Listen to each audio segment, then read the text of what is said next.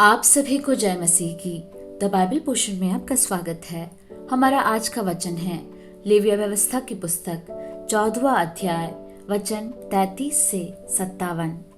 फिर यहोवा ने मूसा और हारून से कहा,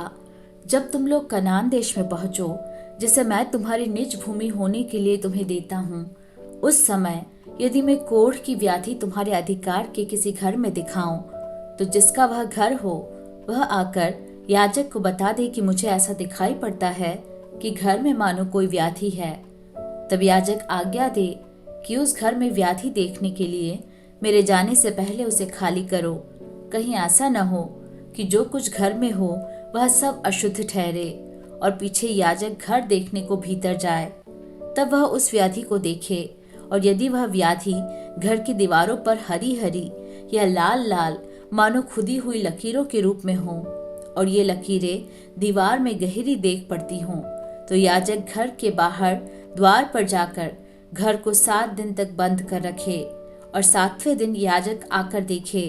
और यदि वह व्याधि घर की दीवारों पर फैल गई हो, तो याजक आज्ञा दे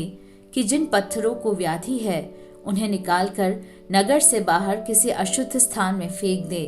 और वह घर के भीतर ही भीतर चारों ओर खुरचवाए, और वह खुरचन की मिट्टी नगर से बाहर किसी अशुद्ध स्थान में डाली जाए,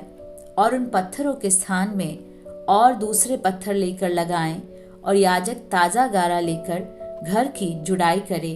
यदि पत्थरों के निकाले जाने और घर के खुरचे और लेसे जाने के बाद वह व्याधि फिर घर में फूट निकले, तो याजक आकर देखे, और यदि वह व्याधि घर में फैल गई हो,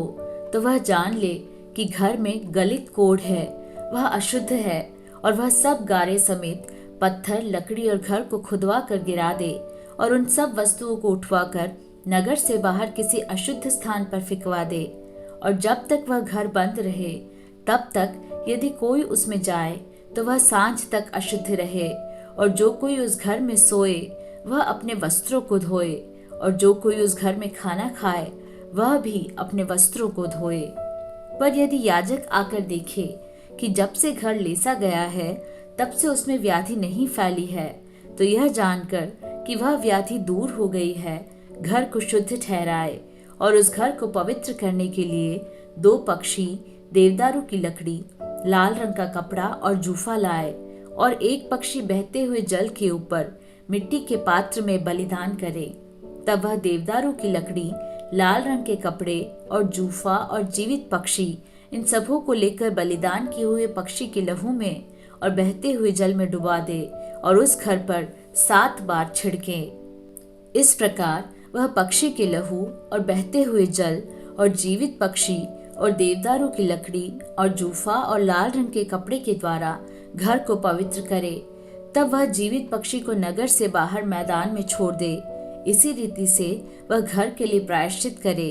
तब वह शुद्ध ठहरेगा। सब भांति के कोढ़ की व्याधि और सेहुएं और वस्त्र और घर के कोढ़ और सूजन और पपड़ी और दाग के विषय में शुद्ध और अशुद्ध ठहराने की शिक्षा देने की व्यवस्था यही है।